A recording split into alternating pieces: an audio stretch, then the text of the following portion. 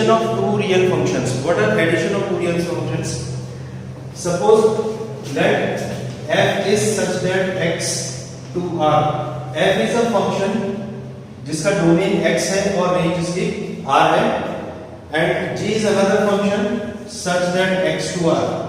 इस तरीके से अगर हमारे पास कोई दो फंक्शंस हैं f and g, be any two real functions where x is a subset of r, और ये r किसको डिनोट करता है? सेट ऑफ रियल नंबर्स को. Then we define f plus g of x such that x to r. यानी कि अगर हम इन दोनों का सम करें f plus g find out करेंगे तो वो भी x to r ही होगा. अगर f is such that x to r है, g is such that x to r है, तो f plus g जो फंक्शन आएगा वो भी x to r ही होगा. यानी कि x इसके डोमेन और r इसके रेंज होंगे. और हम राइट कर सकते हैं f plus gx is equals to fx plus gx like this.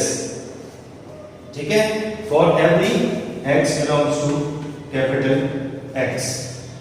तो ये है इसकी definition addition of two real functions की. तो अगर हमारे पास f plus gx होता है तो हम इसको fx plus gx राइट कर सकते हैं for every x belongs to capital X. ठीक है, तो this is known as addition of two real functions. तो इसको भी हम एग्जांपल्स में देखेंगे कि हम इसको कैसे यूज करते हैं, f plus g फंक्शंस को ऐड ऑन करेंगे. ठीक है, सिमिलरली हम subtraction of the two real functions भी इसी तरीके से कर सकते हैं. Now if you will see the subtraction of the two real functions,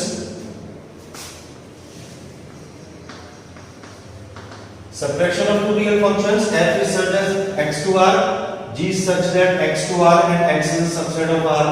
Then f, in place of this plus we have minus, f minus gx is also x to r and f minus gx को हम right कर सकते हैं fx minus gx है.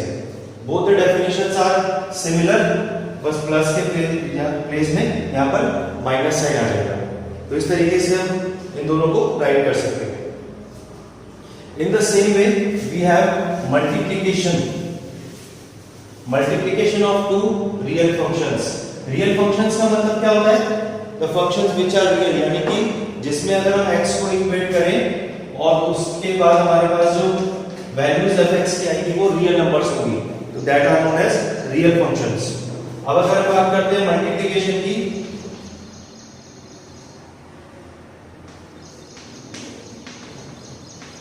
if we discuss about the multiplication of two real functions and f is such that x to r, g is such that x to r, and f into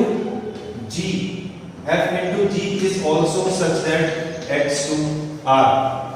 f multiply by g, अगर दो functions का यहाँ पर multiplication किया जा रहा है तो f into g, x को हम क्या राइट करते हैं fx into gx, fx multiplied by gx here for every x belongs to capital X. तो इस तरीके से हमारे पास multiplication of the two real functions की डेफिनेशन है. A multiplication of a real function by any scalar, multiplication by a scalar, अगर हम इसको एक स्केलर क्वांटिटी से मल्टीप्लाई करते हैं तो उस कंडीशन में हम यहां पर क्या राइट करते हैं, देखिए. तो again we have a function f which is such that x to r and alpha is suppose any real number. अगर alpha हमारे पास क्या है, कोई रियल नंबर है, तो यहां पर जब हम alpha into x, alpha into f(x) right करते हैं तो we can write it alpha into fx for every x belongs to capital X. So these are some definitions. The multiplication of a function, यहाँ f एक function है, इसको हम multiply कर रहे हैं by any scalar alpha. तो alpha into fx को हम राइट कर सकते हैं alpha into fx. अब देखो यहाँ पर alpha into f का मतलब क्या है कि फंक्शन में alpha मल्टीप्लिकेशन हो रहा है और यहाँ पूरे fx में मल्टीप्लाई बाय alpha किया जा रहा है. इसी तरीके से हमारे पास लास्ट वन है definition, quotient of two real functions. quotient of two real functions. अब quotient of two real functions में quotient का मतलब होता है डिवाइड। अगर हमारे पास कोई f और g दो फंक्शंस हैं such that x to r, g is also such that x tends to r, तो अगर हम f upon g राइट करेंगे तो that will also be from x to r, and f upon gx can be written as fx upon gx। अब यहाँ पर एक condition हम ये लगा देते हैं कि gx should not be zero। तो this type of conditions you have studied earlier also कि हमारे पास जब रेशनल फंक्शंस होते हैं, इसको क्या बोलते हैं, रेशनल फंक्शंस, तो यहाँ पर डिनोमिनेटर का जो फंक्शन है वो कभी भी जीरो नहीं होना चाहिए, क्योंकि इसके अगर ऐसा होगा तो ये पूरा फिर क्या हो जाएगा, नॉट डिफाइंड टर्म्स आ जाएंगे, तो नॉट डिफाइंड हो जाएगा। इसीलिए condition will be g is not equals to 0 and x belongs to capital X we can write। So these are some definitions of the operations of on the real functions। Now we will see that how we will use it। Now start exercise 2.3। exercise 2.3 discuss करते हैं। Let us see this one, exercise 2.3। See question number first here। Which of the following relation are functions? हमें बताना है कि कौन से जो relation है वो फंक्शन है। Give reason। If it is a function, determine its domain and range। तो उसके डोमेन और रेंज भी फाइंड करनी है अगर वो फंक्शन है तो। तो फर्स्ट वन इज गिवन है, जस्ट सी 2,1, 5,1, 8,1, 11,1, 14,1 एंड 17,1। तो आप क्या बता सकते हो इसमें कि क्या ये फंक्शन है? Yes, it is a function, क्योंकि अगर आप इसको पिक्चर फॉर्म में रिप्रेजेंट करें 2, 5, 8, 11, 14, 17, इन सब की जो इमेज बन रही है वो एक ही है, 1। So this is a function, and which type of function it is? क्या बोल सकते हैं इस फंक्शन को? Many-one function. We have studied about many-one function ना, ये क्योंकि मैनी एलिमेंट्स थी, एक सिंगल इमेज है, तो हम इसको क्या बोलते हैं? This is a many-one function. ठीक है, तो it means it is a function. और अगर ये फंक्शन है तो हमें इसका डोमेन और रेंज भी राइट करना था। तो domain we know that all the elements of the first set, जो इमेजेस बन रही हैं वो सब किस में आ जाएंगे? डोमेन में आ जाएगा। That means 2 here, 5 then 8 11 14 and 17। तो this we can write in domain. और अगर हम बात करें रेंज की, तो रेंज में कौन सा एलिमेंट आएगा बताओ? रेंज में क्या आएगा? ओनली 1 इज देयर, तो रेंज में इसका 1 आ जाएगा। तो this is a function and its domain and range we can write like this. तो just see the second part here now. In the same way we have to solve second part. Now it is given 2,1, 4,2, 6,3, 8,4, 10,5, 12,6 and 14,7। तो फिर से देखते हैं, is it a function or not? 2, 4, 6, 8, 10, 12, 14. These are the elements in the domain set. और codomain set में जो element है 1 2 3 4 5 6 7 है। 2 की इमेज 1 है, 4 की इमेज 2 है, 6 की 3 8 like this. So this is also a function. And which type of function it is? What we can say about this function? This is 1 1 और आगे कुछ लिख सकते हैं 1 1 and onto also. Onto भी तो लिख सकते हैं इसको। हमने क्या पढ़ा था कि ऑन टू पे इसके हर एलिमेंट्स के लिए क्या होना चाहिए? एक प्री इमेज एक्सेस करनी चाहिए। For in onto function every element of codomain has free image in the domain set, then it is said to be a onto function, तो it is one and onto function है, तो it means this relation is itself a function, तो ये एक function होगा। और अगर हम बात करें इसके डोमेन और रेंज राइट करने की, अगर हमें इसका डोमेन राइट करना है तो what we can right 2 4 6 8 10 all these elements 2 4 6 8 10 12 and 14, and if you want to write its range here, तो रेंज में आप राइट कर सकते हो 1 2 3 4 5 6 and 7, so this will be the domain and range of this function. Getting everyone? Yes, sir. Yes, sir. Now in the same way we will solve third part of this question.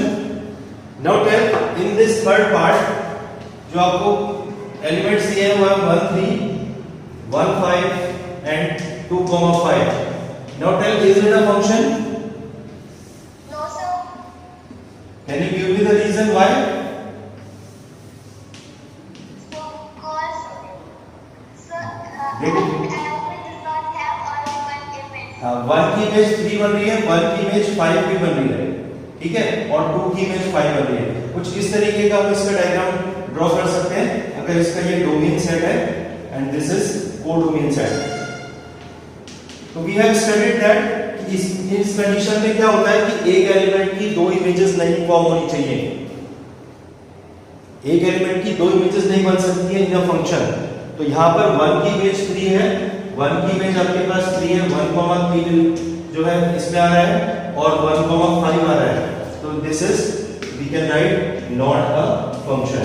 तो we have to give the reason also why it is not a function. जब आप कह रहे हो कि ये function नहीं है तो आपको रीजन देना है कि ये फंक्शन क्यों नहीं है, ठीक है। अब इसके बाद क्वेश्चन नंबर सेकंड कर रहे हैं ना, इसको देखिएगा ध्यान से, ये सबसे इंपॉर्टेंट पार्ट है इसका। जब हमें फाइंड आउट करना है होता है domain and range, this is the most important part. तो question number 2 now we are starting. तो find the domain and range of the following real functions. कुछ फंक्शंस आपके सामने लिखे होंगे, जैसे यहां पर है fx equals to minus of mod x। We have already discuss about the modulus function. आपको पता है कि जब मॉड हम राइट करते हैं तो मॉड x की डेफिनेशन आपको लिखाई थी कि fx equals to plus x होता है when x is greater than equals to 0 and minus x when x is less than 0। So this definition we have already studied about this modulus function. मगर यहां पर क्या है, इस mod के आगे एक नेगेटिव वैल्यू भी रखी है, लिखी हुई है, तो हमें इसको भी देखते हुए इसकी डोमेन और रेंज फाइंड आउट करनी है। तो व्हाट वी हैव डिस्कस्ड कि डोमेन होता क्या है, व्हाट इज डोमेन। जो इस फंक्शन में x की वैल्यूज हम पुट कर सकते हैं, any value of x which we can put in this function is known as its domain, वो इस फंक्शन का डोमेन है। तो इस फंक्शन में हम क्या क्या वैल्यू सब्स्टिट्यूट कर सकते हैं, आप इसमें 1 भी रख सकते हो, 2 भी रख सकते हो, 1.5 भी रख सकते हो, -1 भी रख सकते हो, -1.2 भी रख सकते हो, -1.5 भी रख सकते हो। क्यों, कैसे पता चलेगा कि रख सकते हैं? रख सकते हैं तब हम इसके x की वैल्यू यहां पर रख सकते हैं अगर ये fx की वैल्यू कुछ ना कुछ रियल नंबर आए। x को हम क्या क्या पुट कर सकते हैं, any value of x we can put so that this fx will comes a real number. जब तक ये हमारे पास रियल नंबर आता रहेगा हम वो सारी वैल्यूज x की इसमें सब्स्टिट्यूट कर सकते हैं। Getting my point. तो हम इसमें x को क्या क्या पुट कर सकते हैं, any positive number, any negative number. आपको पता है कि अगर हम नेगेटिव नंबर भी रख देंगे या 1.5 भी रख देंगे तो उसका मॉड हम निकाल सकते हैं और वो fx जो होगा वो कोई रियल नंबर आएगा, चाहे कुछ भी आए but it should be a real number. तो हम इसमें √2 रख सकते हैं, √2 का मॉड भी आ जाएगा, -√2 ऐसे कोई वैल्यू भी रख सकते हैं। तो इसका मतलब आप देख रहे हो कि इसमें हम हर तरीके की वैल्यू x की रख पा रहे हैं। तो हम क्या लिख देंगे इसका domain, what we can write, the domain of this function is R. What is R? Real numbers. तो इसका मतलब हम x के प्लेस में कोई भी रियल नंबर पुट कर सकते हैं और वही इस फंक्शन का डोमेन है, ठीक है। अब हमें बात करनी है इसकी रेंज की, व्हाट इज इट्स रेंज। तो रेंज हमने ये डिस्कस किया था कि रेंज क्या होता है, जो भी वैल्यू आप x की यहाँ पर पुट कर रहे हो, अब हमको पता है कि हम इसमें r पुट कर रहे हैं, तो हमारे पास जो भी पॉसिबल वैल्यू हो सकती है fx की, या fx को हम y में लिखते हैं, तो y जो भी आएगा वही हमारा रेंज होता है। तो कैन यू टेल मी कि हम इसमें कौन कौन से नंबर हमारे पास fx में आ सकते हैं? fx में हमारे पास कौन कौन सी वैल्यूज आ सकती हैं इसमें?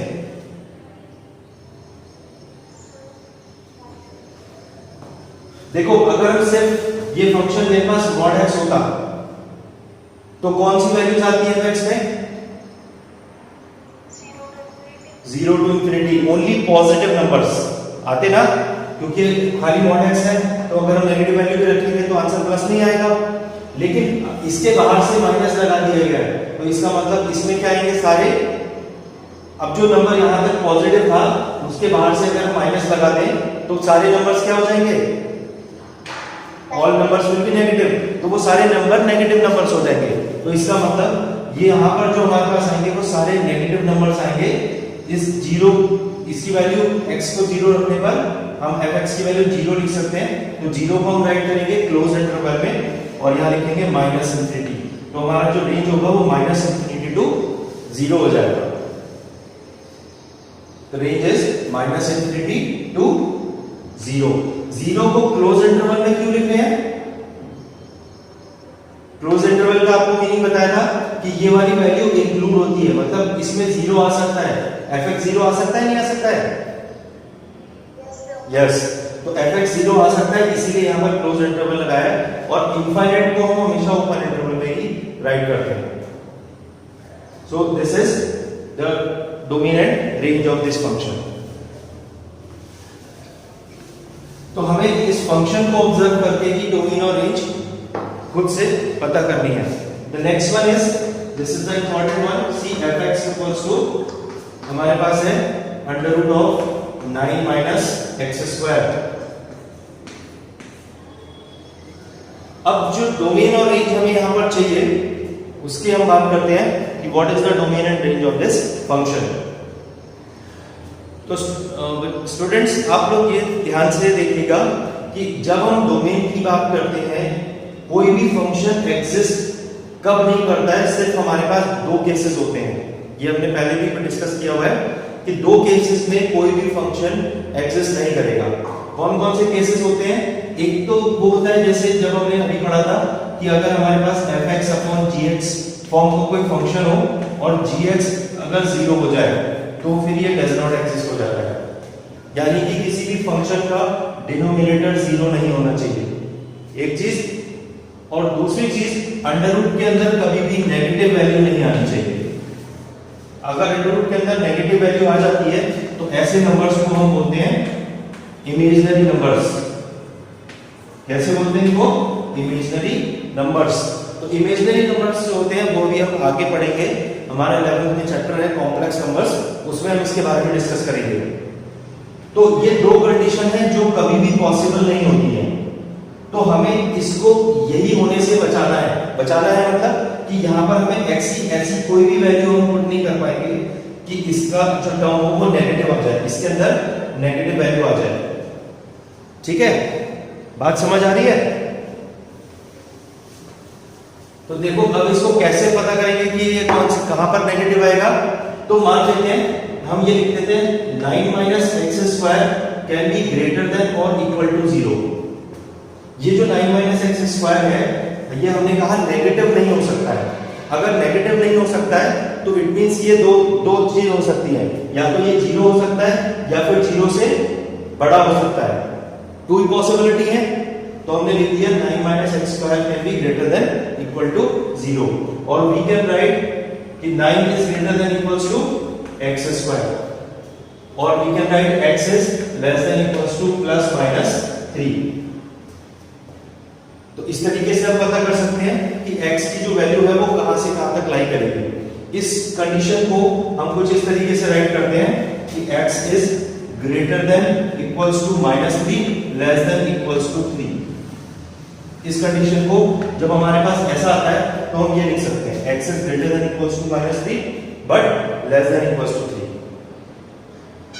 तो ये कंडीशन देखो अगर आप, तो यहाँ पर अगर मैं इसको -3 पुट कर दूंगा x को, तो ये 0 हो जाएगा, +3 पुट करूंगा तब भी 0 हो जाएगा, और अंडर रूट के अंदर 0 आ सकता है, सिर्फ नेगेटिव वैल्यू नहीं आ सकती है, हमने यही डिस्कस किया था।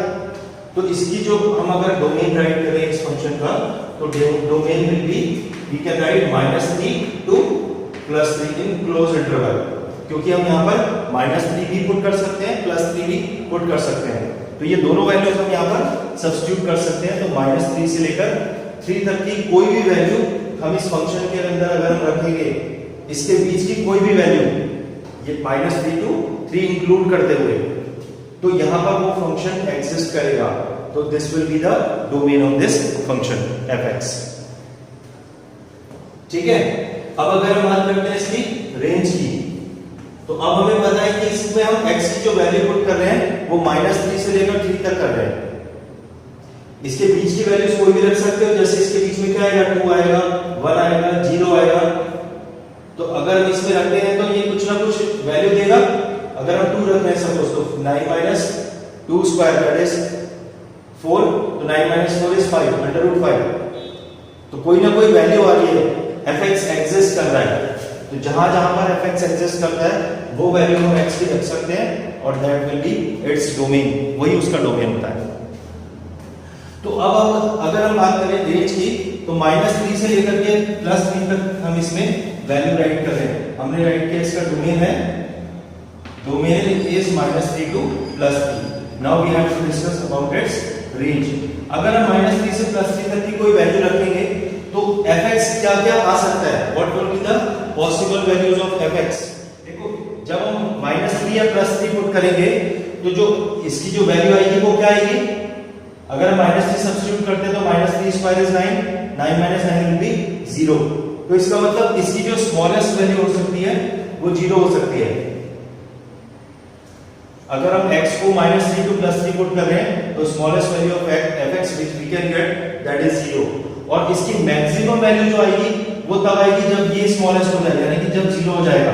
अगर हम 0 रखते हैं यहाँ पर, देखो 0 रखेंगे तो 0 स्क्वायर दैट इज 0, 9 - 0 इज 9, √9, इसकी वैल्यू हो जाएगी 3। तो इसकी जो रेंज आएगी वो 0 से 3 तक आएगी। 0 आ सकता है, 3 आ सकता है, और उसके बीच की कोई भी वैल्यू आ सकती है। अगर हम x को क्या क्या रख रहे हैं, -3 to +3। अगर हम ऐसा कर रहे हैं तो यहां पर range will be from 0 to 3। समझ में आया वाला question? Yes, sir. All of you? ठीक है, तो इसी तरीके से भी हम और भी फंक्शंस डिस्कस करेंगे, और यही क्वेश्चंस सबसे इंपॉर्टेंट है, domain and range find out करना। ये आपके 12th में, 11th में, इवन 12th के सिलेबस में भी पूछ लेते हैं, और कंपटीशन एग्जाम्स में तो इसका क्वेश्चन डेफिनेटली आता है। ठीक है, तो अब करते हैं क्वेश्चन नंबर 3। तो क्वेश्चन नंबर 3 में आपको एक फंक्शन दिया है fx = 2x - 5, write down the value of f0। तो सिंपल सा क्वेश्चन है, 0 पुट करना है आपको, in place of x if you will put 0, तो this is 2 * 0 - 5, we can write 0 - 5 that is -5। Second value जो आपको फाइंड आउट करनी है वो है f7 की। f7 फाइंड आउट कर लेते हैं, put 7 here, 2 * 7 - 5 that is 14 - 5 = 9।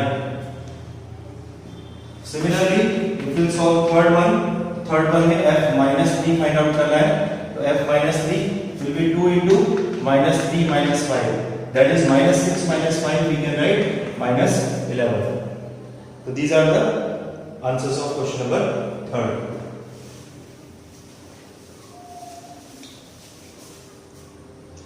Question number 4, let's see.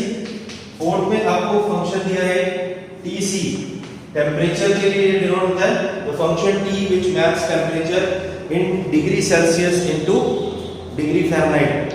तो ये रिलेशन जो है TC = 9C/5 + 32, ये डिग्री सेल्सियस को डिग्री फ़ारेनहाइट में कन्वर्ट करने के लिए यूज किया जाता है।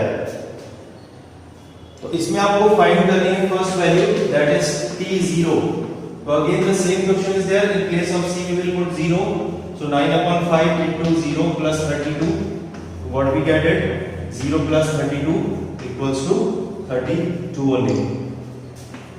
Solve now second part in the same way. T 28 find करना है, तो put 28 in place of C. 9 into 28 upon 5 plus 32. तो इसको सिंप्लीफाई कर लेते हैं. Take LCM. 9 into 28 is 252 I think. Plus if we take LCM here, 5 to the 10, 3 5 are 15, 160, 160 upon 5. So 252 plus 160 is 412 upon 5.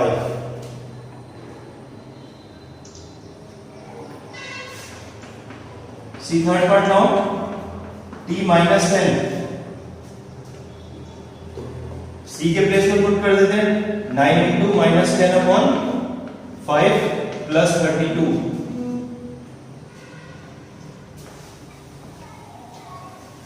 So what we get now?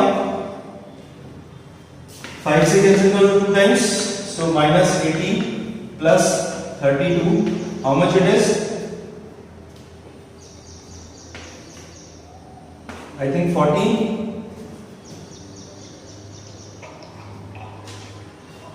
और इसका last part कर लेते हैं.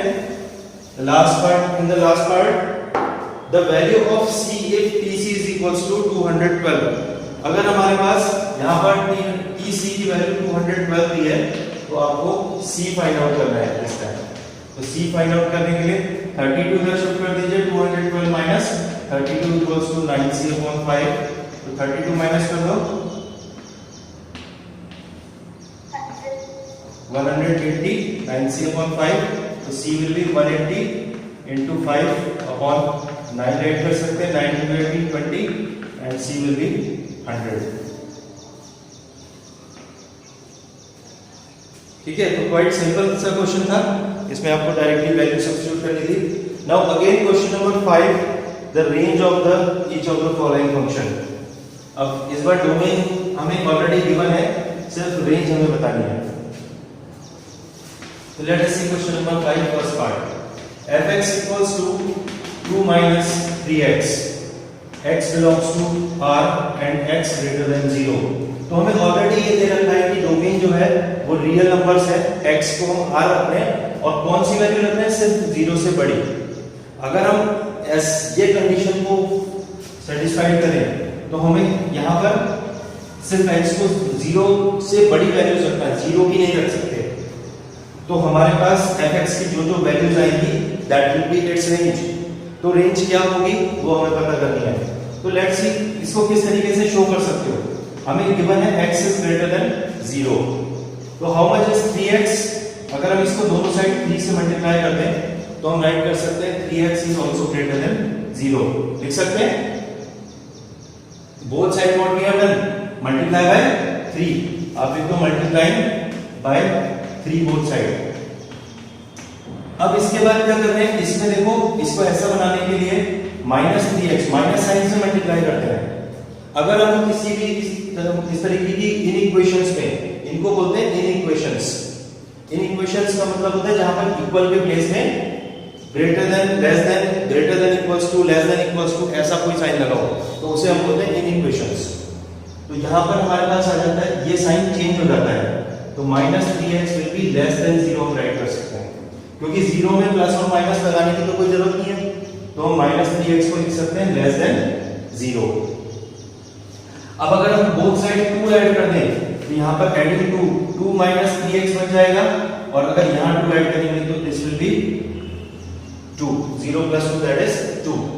तो इसका मतलब ये जो 2 -3x है वो क्या हो जाएगा 2 से छोटा. या इसको हम fx लिख सकते हैं क्योंकि fx क्या था 2 -3x था. तो 2 -3x is less than 0. That means fx जो आएगा वो क्या आ सकता है हमारे पास लेस देन 2. तो लेस देन 2 का हम कैसे डिनोट करेंगे -∞ to 2. अब 2 को ओपन इंटरवल में इसलिए लिखेंगे क्योंकि यहां पर 2 नहीं आ रहा है, 2 से छोटी वैल्यूज आ रही है. All values are less than 2. So we can write the range of this function range is equals to minus infinity to 2 in open interval. Clear this one?